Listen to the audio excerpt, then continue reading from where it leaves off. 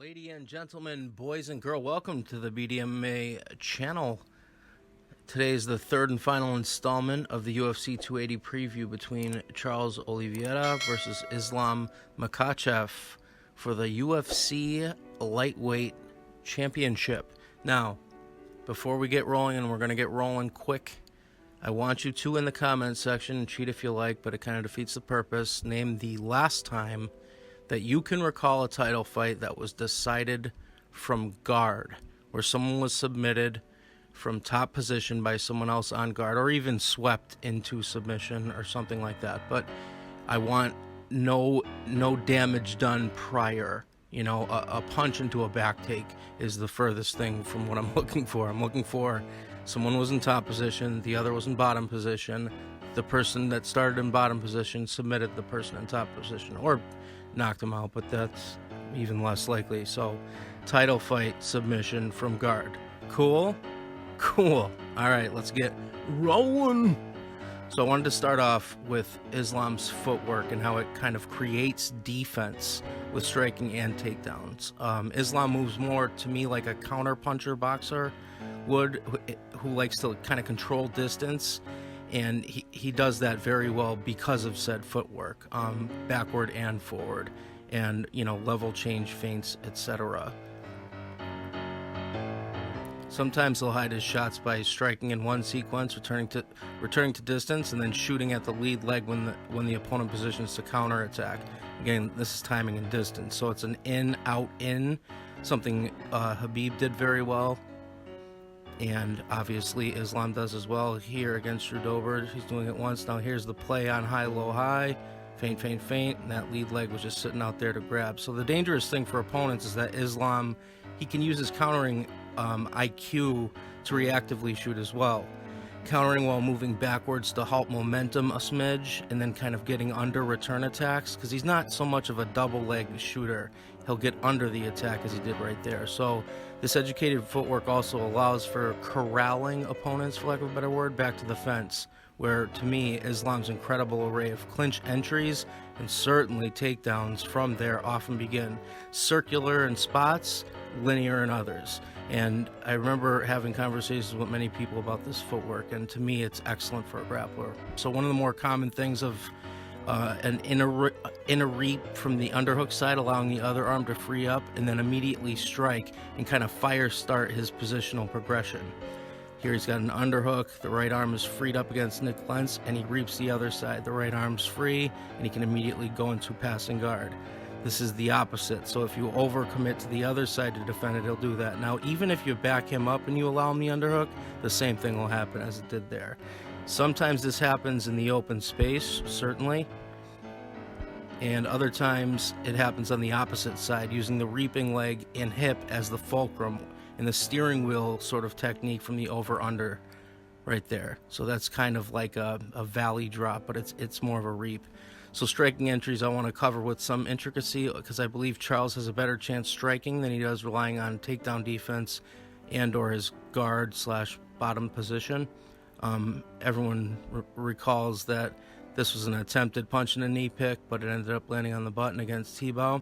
So he uses an array of feints, high kicks, and essentially leading the dance before clinching one way or the other. So here's feint, feint, feint, head feints, always in position. There's a nice, beautiful high kick, kind of missed by a smidge.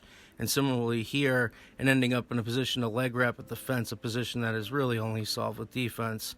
So he gets that, and once he gets that single, he's going to convert, knee pick the other. It's kind of similar to the one he did against Bobby Green, and immediately he goes to a leg wrap. So while in pursuit and or trapping, I love the punching to path, not in the traditional sense that I use that, but he does it here. So in this case, he approaches weak side and uses a strong side kind of sweeping hook to put the opponent on his heels prior to clinching up. See that? He won't let him escape out the back door. So for all of that has been made of Charles' kind of fast decision making, Islam's combination of defensive and distance awareness shows us that he has similarly hasty decisions done right. They're high. Now totally out of the way, and look at how quickly he responds to that off balance. and his takedown defense, obviously. So the sophistication and variety of these takedowns is something that I think will lead to an inevitably grounded Charles one way or the other. Check out this single leg into collar tie prior to the leg reap. It's wonderful technique. So here we go. He scoops that. Now watch this. His hand's going to come up, grab the collar tie inside, just puts his heel to heel, and it's just a matter of momentum at that point. And that's really the judo-ish technique. Again here, but in an open stance, this is kind of distance domination at its finest. Wonderful cadence and dynamics to strike relaxed, reset, and explode. Right, so tap. These are all effortless kind of strikes. An off the straight left shoot, abandons into the Nassim Hamed kind of combination from southpaw. And if and when the opponent overcommits to their own attack, Islam is versatile enough not only to ground opponents from the clinch, but to strike from there as well. So this whole pressure, this is kind of the counter narrative to the constant pressure, the moving forward of X, Y, or Z. And I'm not comparing these examples to Charles. That was kind of a common thing in other videos, like, oh, you can't compare Davi Ramos to, you can't really compare Charles to Davi Ramos either, for that matter. So here, using a Guillermo Rigondeaux kind of lead hand disruption / distance check, his shots, even if defended well, are relatively low risk, but certainly high reward. And there he goes under for like a scoop slam, kind of a WWE move. And against Bobby Green, he used level change feints to confuse the high-low awareness prior to committing. And once the hands are clasped, the takedown is essentially inevitable. And this is that kind of Dagestani cage wrestling that has really changed the game over, I would say, the last 5 years or so, that I don't know that anyone's really covered besides me. Against Dan Hooker, who does have good defensive jiu-jitsu and never had been submitted to this point, he slips in and out of the long lead hand and then throws a distance lead 3 while simultaneously using the opposite hand, which is the left, to knee pick and then complete the takedown. See that right hand? The left goes down, scoops the knee, and he completes the takedown. These are things I've covered before, so I'm not going to get fully detailed. So triple T, takedowns, trips, and transitions, which is what I think is the apex the apex predator that is Islam, his best acronym. So one of the hallmarks of a talented judoka or sambista is how the takedowns often are tailored to either land in or quickly transition to a dominant position. So firstly, this wonderful belly to back right there picks up, and look at how he sets that hook immediately for the back take. And how could I not mention this kind of cross wrist from 50-50, capitalizing on the attempted knee, kicking out the opposite leg and turning. It's always about that Kazushi. To end up in mount with a trapped arm is just absolutely next level. And to not gush over this technique tells me you don't understand grappling, because Tsarukyan is Armenian. He knows how to wrestle as well as anyone. So if you're taking notes, you may have noticed that many of Islam's takedowns are without a level change, relying on Kazushi musings to continue with the theme of low risk, high reward grounding. If he misses, he can certainly chain wrestle. In a situation like that, same kind of thing, but he trips him up, and as soon as he stands up, he snatches that single with a knee pinch. He's moving around to the back, changing angles. So like most competition, defense is the foundation of continued success.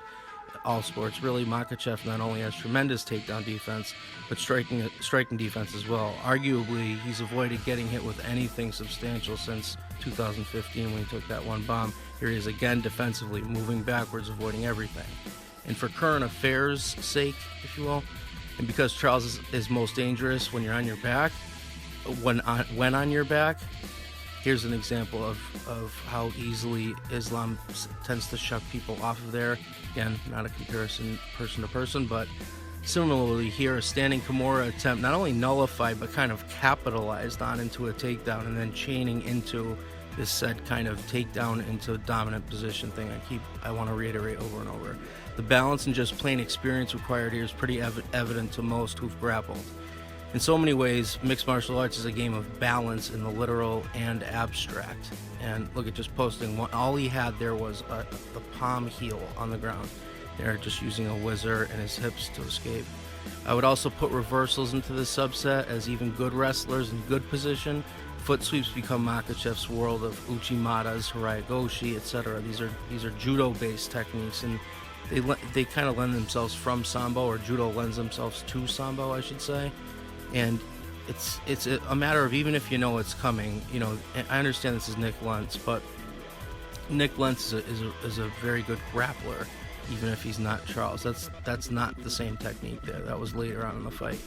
So despite inevitable comparisons, Islam is a more sinewy, to me, positional top game player than Khabib. So while he does a little less smish, he's certainly capable of it.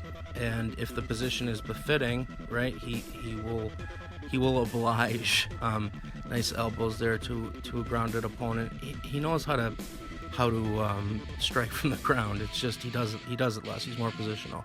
So lastly, and because I'm hearing how much of a wrestler Islam is, and it's obnoxious, people who should know better don't. And his varietal submission game, just like his takedown game, is much more in line with someone who's an advanced, say, submission grappler. But really, it's sambo, regardless of what Uncle Chill may say. And you're seeing this array of highly technical arm bars, rear naked chokes that really weren't there, Kimuras, etc. So if anyone whose role doesn't see what I see in this, I'd call technical brilliance, this cross-side half guard into what I call the Melanson arm triangle, this is something I don't think we've ever seen. And you can also add this to the comment section if you can name a time where from across someone was able to get this arm triangle, or see this. He's not on the normal dominant side where he can kind of hop over. That requires exacting of technique, and obviously some strength, but honestly it's a technique thing more than anything. So X's and O's wise, I want you to be able to put some of these things that I'm saying into play when you picture this fight playing out.